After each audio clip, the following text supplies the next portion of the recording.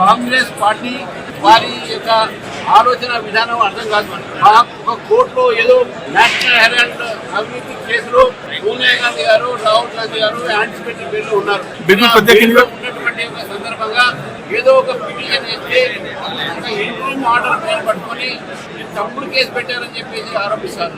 మీరు గుర్తుపెట్టుకోవాలి, కాంగ్రెస్ పార్టీ చెప్తా ఉన్నాను, మీరు రాహుల్ గాంధీ గారు, సోనియా గాంధీ గారు మీద కేసులు ఉన్నాయి. వారు ఈ రోజు వారు బెయిల్లో ఉన్నారు. బెయిల్ తో పాటు వారి మీద ఇంకా కేసు ఉన్నది, వారి మీద అభియోగం ఉన్నది.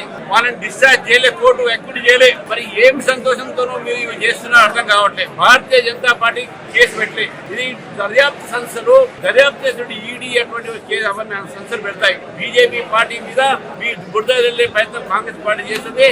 మా పార్టీ కార్యాలయం ముందు ఈ రోజు మీరు ఏదైతే నిరసన తెలపాలని ప్రయత్నం చేస్తున్నారో ఇది ప్రజాస్వామ్యకు వ్యతిరేకం. మీరు ఏదైనా చేసుకుంటే మీ కార్యాలయం చేసుకోండి. మా కార్యాలయంలో మీరు నిరసన చేస్తే, కార్యక్రమం చేస్తే, ఏదైనా లా అండ్ ఆర్డర్ ప్రాబ్లం వస్తే, శాంతి భద్రత భంగం వస్తే కేవలం కాంగ్రెస్ పార్టీ మాత్రమే దానికి బాధ్యత ఉందని చెప్పేసి కూడా ఈరోజు తెలియజేస్తున్నాం. వారు చేస్తున్నటువంటి కార్యక్రమం ఏది కూడా ప్రజాస్వామ్య పద్ధతి లేదని చెప్పేసి భారతీయ జనతా పార్టీ భావిస్తుంది.